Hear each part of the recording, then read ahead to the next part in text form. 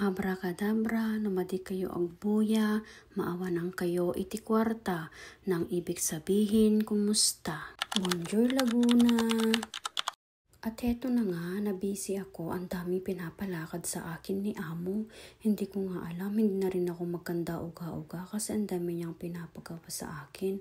At yun, nung tapos ko nang gawin lahat, ayan, dumiretso naman ako dito sa supermarket para bumili ng pagkain ng mga dinosaur. Sa totoo lang kasi, wala nang laman yung kanilang lagayan. Kaya ayun, dali-dali na akong pumunta sa supermarket para bumili ng kanilang pagkain.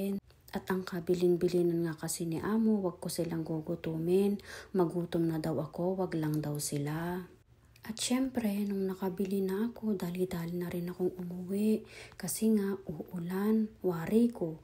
Kasi nga, kumukulog kanina at kumikidlat. Alam nyo naman, ang mga dinosaur ay sobrang matatakutin. At ayan, sumakay na ako ng helicopter.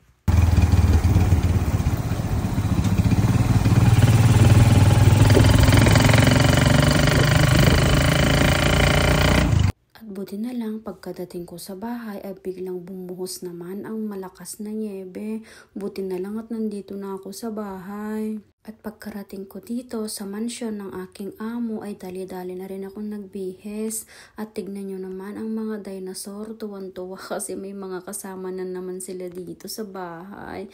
At tignan nyo nga sila, nandyan lang sila nag-aabang sa akin. At 4 months nga ako nawala sa mansyon, kaya tignan yung itsura ng mga dinosaur. Akala mo wala nang nag-aalaga sa kanila. Ang good thing naman sa kanila ay mababait naman sila, kaya hindi ako nag-aalala. Sa CCTV ko na lang tinitignan sila tuwing nasa labas ako kasi nga minomonitor ko din sila kung anong ginagawa nila at baka sila ay nagrarambulan na.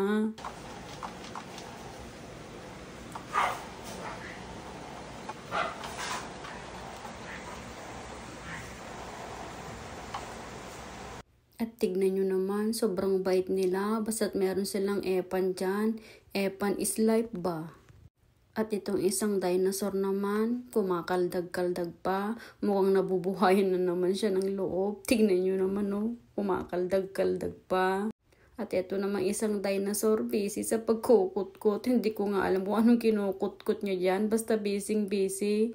Ito rin busy-busy sa pagkaldag. Nakikita nyo naman. Ay, nako. At ayan nga, bandang 12:00, nakikita nyo naman, maganda na ang kalangitan. Kanina umulan pero ngayon ang ganda-ganda na naman, maaraw na naman siya. At natutuwa ako dito sa cherry blossom ko. Ang dami niyang bunga, tignan nyo nga. Tsaka tong strawberry ko, kaso green pa siya. At yung laing, malaki na rin. Tignan nyo, masarap na yan. Gata na lang ang kulang. At muli ko nga nakita itong labong. Ang dami pa rin itong labong. Hindi na nga rin ako nakakapag-ulam kasi nga sobrang busy ako ngayon. At tignan nyo, ang cherry blossom, ang daming bunga. Pati din yung pineapple tree, mahinog na nga doon. Susungkitin ko na lang yata yan kasi hindi ko naman abot. Sayang lang kasi nahihinog lang dyan sa taas o kaya kinakain lang ng mga butterfly.